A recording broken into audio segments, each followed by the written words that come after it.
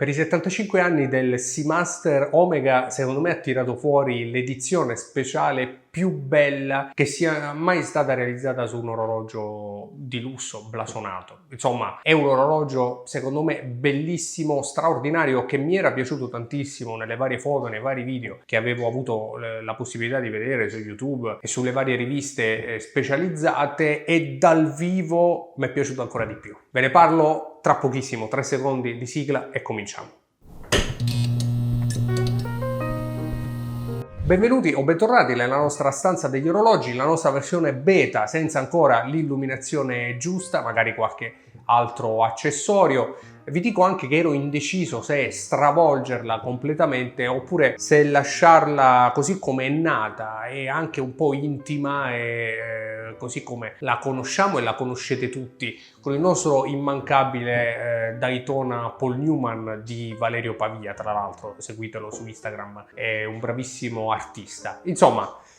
piccola introduzione per magari sapere anche la vostra nei commenti. Ma torniamo subito al nostro video, perché sono finalmente riuscito a mettere le mani su uno di questi orologi. Ero anche tentatissimo di acquistarlo nella vita, però bisogna pur scendere a compromessi, non si può avere tutto, ma questo è un altro discorso. Insomma, è un orologio che dal vivo mi è piaciuto ancora di più che in foto, e non sempre questa cosa succede. Facciamo un passo indietro. Omega, per il suo 75esimo anniversario dell'Omega Seamaster, presenta 8 nuovi Seamaster, cioè praticamente tutta la linea Seamaster, in questa nuova colorazione blu su blu che richiama tantissimo la Grecia, il mare, luogo in cui sono stati effettivamente presentati questi orologi, motivo per cui naturalmente richiamano anche quelli che sono dei colori naturalmente mediterranei e caldi o freschi che tanto conosciamo. Questi orologi sono i soliti Seamaster, il Seamaster 300, il Ploprof, il nuovo Aquaterra Ore del Mondo, ma sono tutti declinati in questa nuova colorazione Summer Blue, che è un'edizione speciale, non è limitata, ma comunque è molto difficile da trovare nei negozi, nei concessionari, perché naturalmente sono degli orologi speciali e molto richiesti. Per questo motivo naturalmente ce ne sono pochi, il che indubbiamente per un appassionato li rende ancora più interessanti di quello che effettivamente sono, e già di per sé lo sono. La prima cosa che balza all'occhio secondo me è il coraggio che ha avuto Omega nel reinterpretare tutta la sua linea Seamaster con una colorazione fuori dal mondo, una colorazione che rompe qualsiasi tipo di schema e che indubbiamente spezza la solita tradizione cromatica dei diver e dei diver Omega Seamaster con qualcosa di nuovo, di coraggioso e anche di bellissimo, come questo orologio che ha questo quadrante che non è neppure soltanto blu, è cangiante e riflette sotto la luce artificiale o del sole qualsiasi diversa tonalità di questo celeste incredibile. Insomma, scusate la retorica, ma mi è piaciuto proprio tanto. E lo scopo di questo video, come spesso facciamo su TOC, è anche un po' la scusa per parlare di queste edizioni speciali, e non è soltanto la recensione, è l'Omega Seamaster 300 Diver che tutti conosciamo, 300 metri, calibro coassiale, bracciale in acciaio o gomma vulcanizzata di colore blu, che secondo me lo rende ancora più bello e ancora più affascinante, sebbene il bracciale in acciaio lo completi molto, ma resto in attesa di un nuovo bracciale Omega per il Seamaster che magari vada a rastremare alla clasp, come hanno già fatto per fortuna con lo Speedmaster coassiale.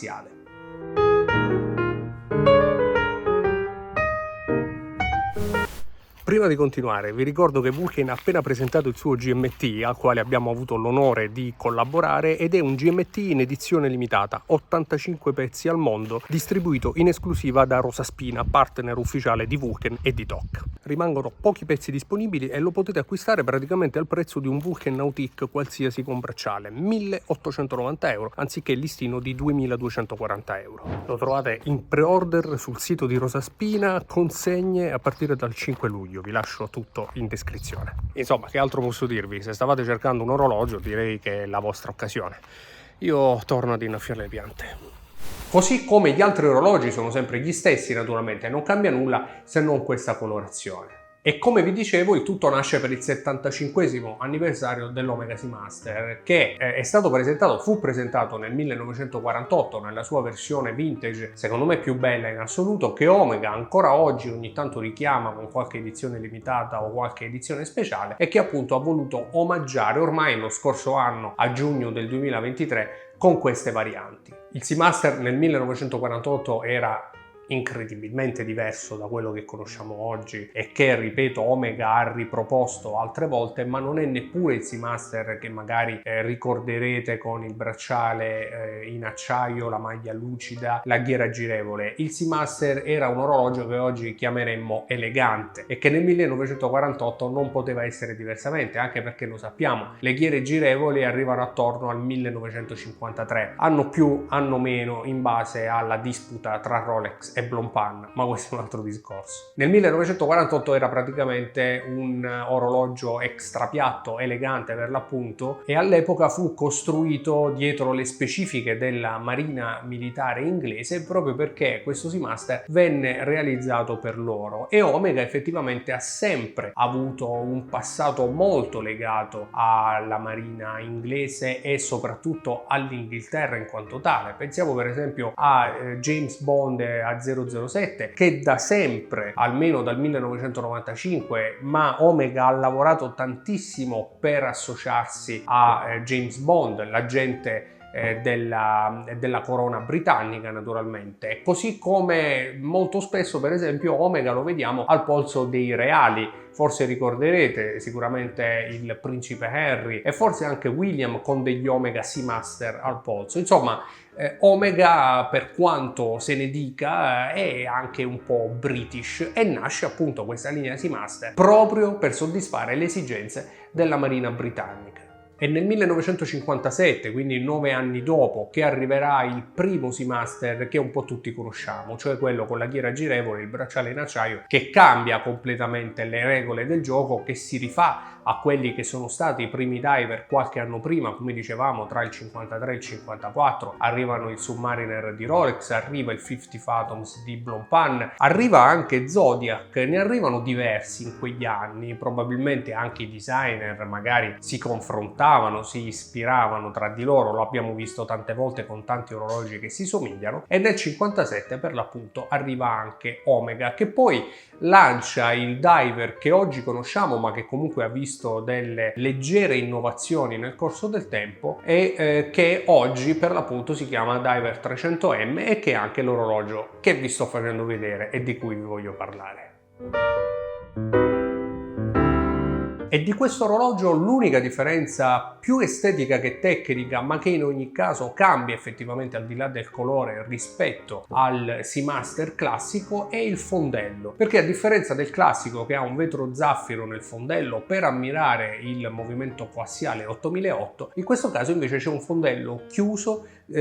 coniato appositamente per questa edizione speciale dei 75 anni, e che secondo me è anche magnifico. È anche quello che dovrebbe arrivare direttamente sugli Omega Seamaster, lasciando perdere questo vetro zaffiro che, per quanto carino l'8008, rimane un movimento qualsiasi, insomma non è nulla di eccezionale. Trovo molto più bello e molto più affascinante un fondello chiuso, ben fatto, ben lavorato, coniato come in questo caso non potrebbe essere diversamente, e quindi non laserato con delle incisioni superficiali economiche. Insomma, un fondello veramente fatto come vanno fatti i fondelli, e che per me aggiunge bellezza e aggiunge lustro a questo orologio già di per sé magnifico.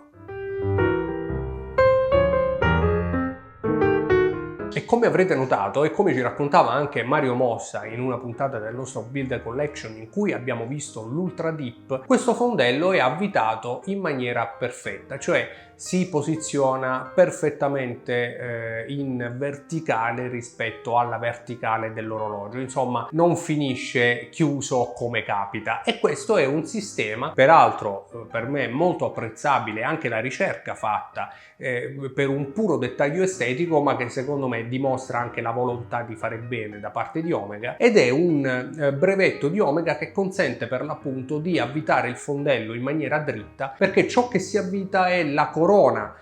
del fondello, mentre il centro rimane praticamente fisso, un doppio fondello per consentire di avere un dettaglio estetico in più che secondo me migliora l'esperienza di chi decide di spendere tanti soldi per un orologio di questo tipo.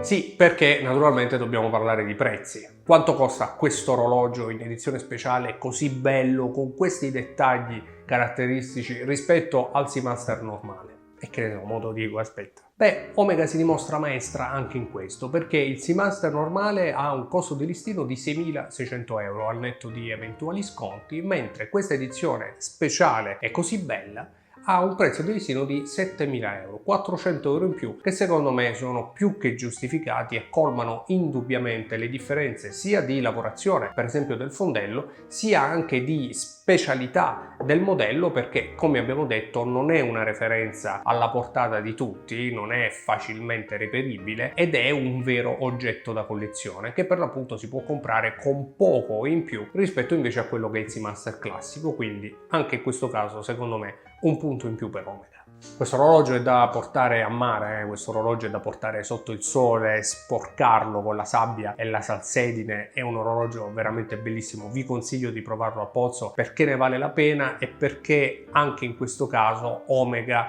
ha realizzato, tra le tantissime, indubbiamente alcune volte criticabili, edizioni limitate ed edizioni speciali, qualcosa che secondo me ha un senso, cioè quello di omaggiare una linea, quella dei Seamaster, che nasce per l'acqua con un nobile scopo, per così dire, per celebrare i 75 anni dalla nascita del Seamaster. Si è vestito di azzurro nella cornice, quella greca, dove appunto sono stati presentati, con coraggio, ma secondo me azzeccando completamente un nuovo modello e un nuovo colore.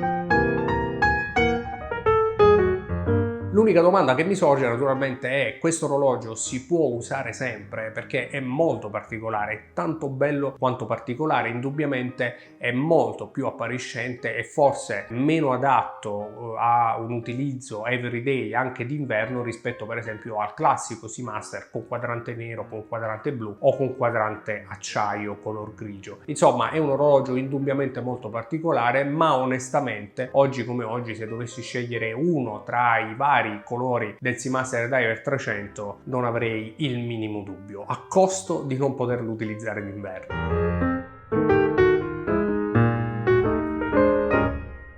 Insomma, avrete capito che mi è piaciuto tantissimo, ma ora tocca a voi. Mi piacerebbe sapere che cosa ne pensate e se ne avete mai provato uno al polso, perché vi garantisco che veder cangiare quel quadrante dal vivo è completamente diverso che vedere qualsiasi foto o qualsiasi video. Ditemelo nei commenti, io vi ringrazio per essere arrivati fin qui. Se vi piace il modo in cui vi racconto l'orologeria, iscrivetevi, è del tutto gratuito e per noi invece è veramente molto importante. Vi do appuntamento a una prossima puntata qui nella nostra stanza degli orologi. Ciao!